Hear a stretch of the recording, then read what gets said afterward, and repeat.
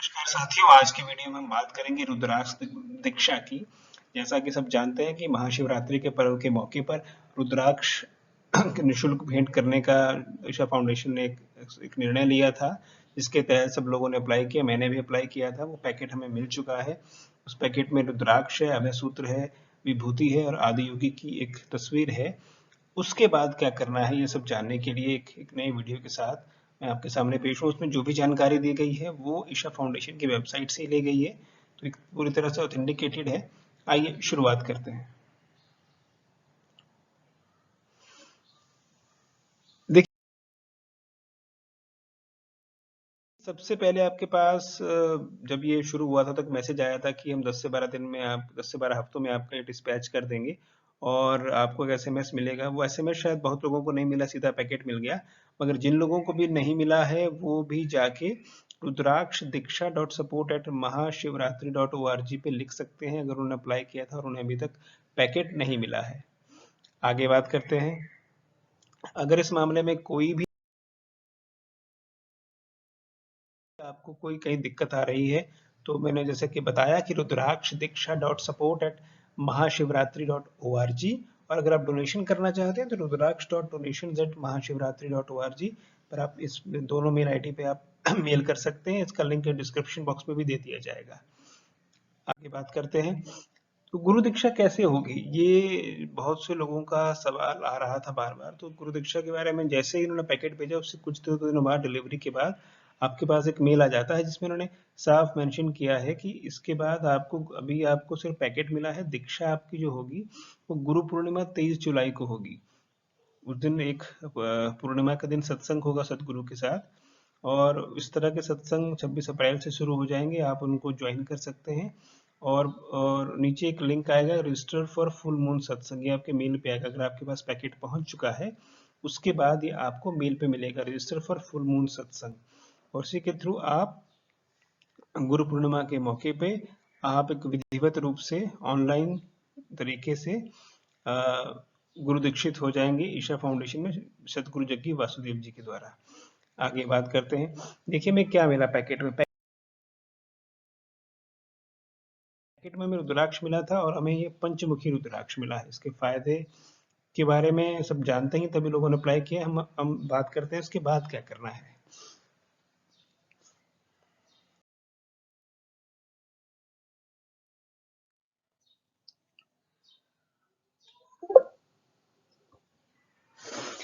लेकिन रुद्राक्ष को कैसे धारण करें, इससे पहले, धारण करने से पहले आपको उसको अनुकूल बनाना बहुत जरूरी है। इसके लिए जरूरी है कि आप इस तरह से उसको, कंडीशनिंग की जो बात की जाती है, कैसे कंडीशनिंग की जाए। तो नए रुद्राक्ष को देशी घी में 24 घंटे के लिए डुबो के रखना है आपको, और उसके बाद अगले 24 घंटे के लिए किसी फुल क्रीम मिल्क में आपको फिर उसे भिगो के रखना। पहले देसी घी में 24 घंटे के लिए, उसके बाद फुल क्रीम मिल्क में, और उसको पानी से धोकर एक साफ कपड़े से साफ कर लें। ध्यान रखें, इन्हें किसी भी केमिकल एजेंट से, किसी से सफाई ना करें। हर 6 महीने में इस तरह की कंडीशनिंग आपको एक बार जरूर करनी है।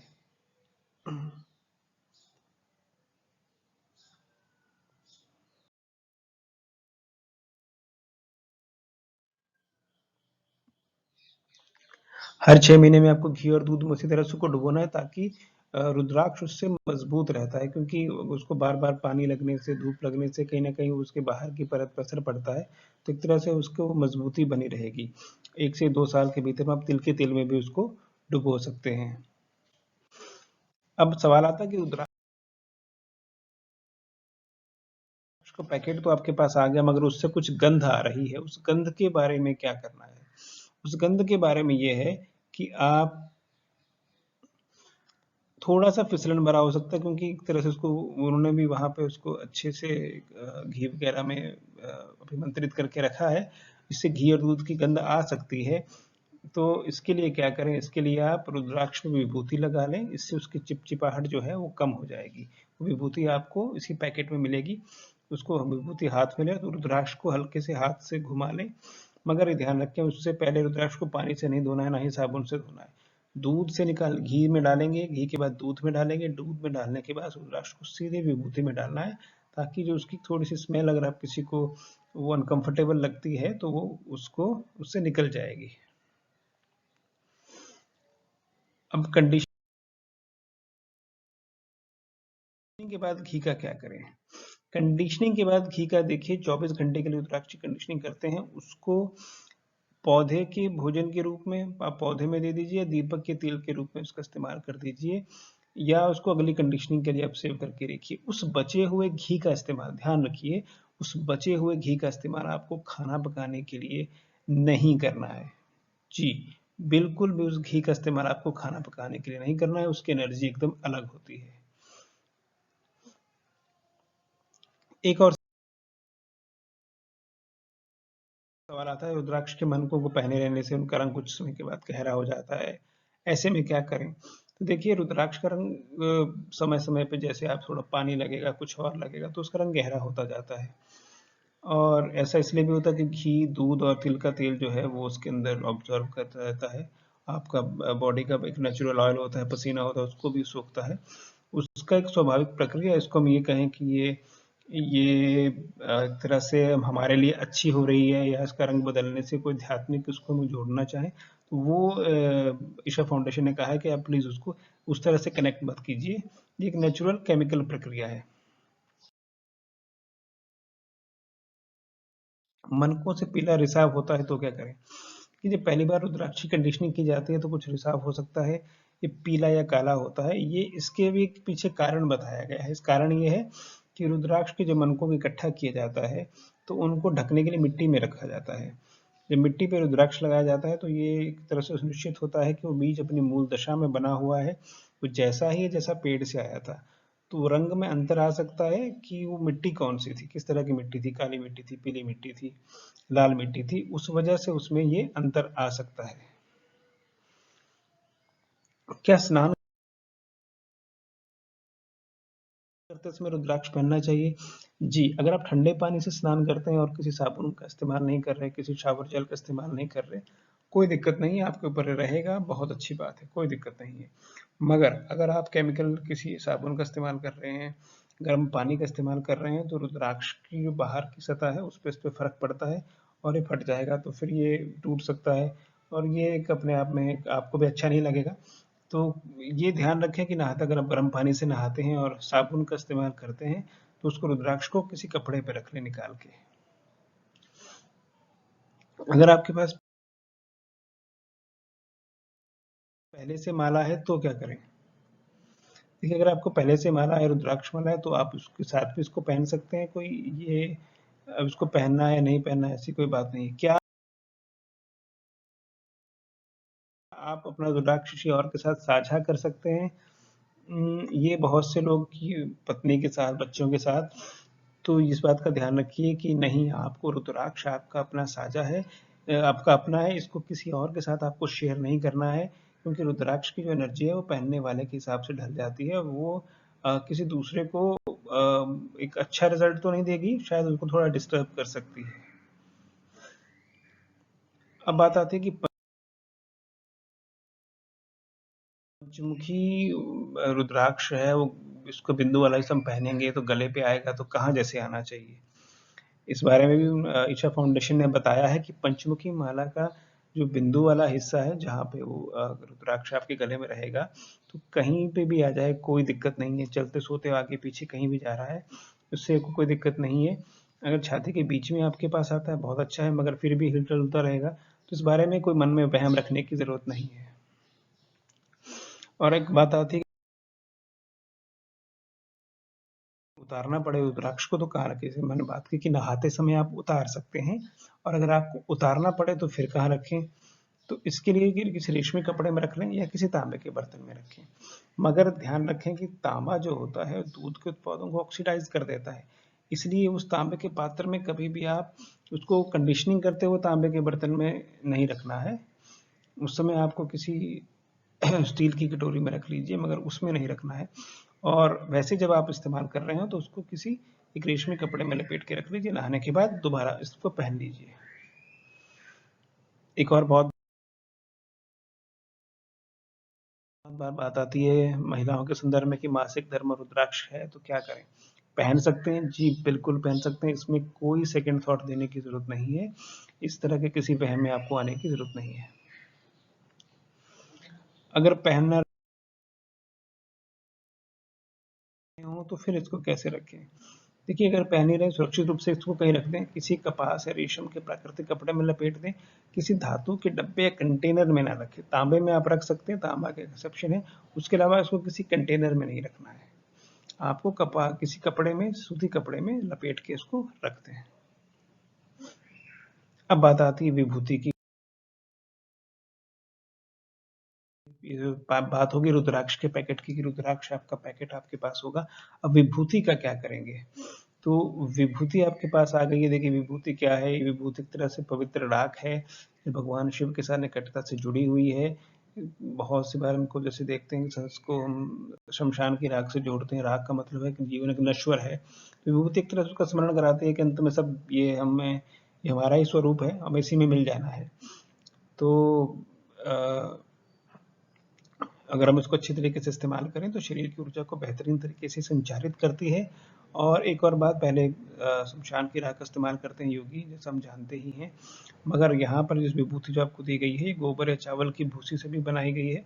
तो उस तरीके से अगर कोई जैसे भी कंफर्टेबल हो वो इसको देख सकता है। इस ये विभूति कौन सी, इस बारे में क्लैरिटी नहीं है, उनकी वेबसाइट पे भी नहीं है। पर हाँ, आपकी आस्था की बात है, आप जैसे उसको देना चाहें वैसे आप उसको देख सकते हैं। ईशा विभूति की प्राण प्रतिष्ठा कैसे करें? तो देखिए, उसको ध्यान लिंग की ऊर्जा से ग्रहण किया जाता है। तो उसको ध्यान लिंग में बहुत समय तक रखा जाता है, एक समय विशेष अवधि तक। तो ये उसको उस तरह से प्राण प्रतिष्ठा होती है। विभूति का क्या करेंगे, कहाँ लगाएं? ये बहुत रहता है कि माथे के बीच लगाएं, माथे के बीच लगाएं, भौहों के बीच लगाएं, गले में लगाएं। तो परंपरागत रूप से क्या है कि विभूति को अनामिका अनामिका यानी आपकी रिंग फिंगर और अंगूठे के बीच लिया जाता है, और उसके बाद उसको अलग अलग बिंदुओं पे लगाया जाता है। भौहों के बीच लगा सकते हैं, जिसको हम अग्ना चक्र कहते हैं। गले के गड्ढे में, गला जो होता है वहां पे गड्ढा सा जो नीचे बना होता है, कर्व बनी होती है, उसको विशुद्धि चक्र कहा जाता है। आप उसको वहां लगा सकते हैं। छाती के बीच में लगा सकते हैं, जहाँ पसलियों की हड्डियां मिलती है, जिसे अनाहत चक्र कहते हैं। बिल्कुल नीचे जहाँ पे आप देखेंगे आपका रिबकेज जो है, आपका पसलियों वाला एरिया है, जहाँ पे मिलता है वहां पे आप उसको लगा सकते हैं। ये अनाहत चक्र होता है। और आम तौर पे बहुत कुछ ज़्यादा समझ नहीं आ रहा हो, जल्दी जल्दी में आपको लगाना है, आप हमेशा उसको आज्ञा चक्र पे लगा सकते हैं, क्योंकि ये आज्ञा चक्र में कहते हैं कि आज्ञा चक्र साध लें तो सब चीजें अपने आप सज जाती हैं। उसके साथ एक अभय सूत्र आता है। अभय सूत्र के साथ क्या करना है? तो अभय सूत्र एक तरह से विशेष रूप से प्राण प्रतिष्ठित किया गया एक धागा है, सूत का धागा है, जिससे कलाई के चारों ओर बांधा जाता है। आप उसको गले में बांधने के लिए रुद्राक्ष के साथ भी पैकेट में मिलेगा, आप उसको साथ गले में भी बांध सकते हैं, डोरी के तौर पर इस्तेमाल कर सकते हैं, ये आपके ऊपर है। और अभय का शाब्दिक करते सब जानते हैं कि जब भय नहीं है तो आपको भय पे काबू पाने में, आपकी महत्वाकांक्षाओं को पूरा करने में ये आपको मदद करेगा। चलिए आगे चलते हैं। अभय सूत्र किसका बनता है? देखिए, सूती धागे का बनता है। अभय सूत्र का उपयोग कैसे करें? महिलाएं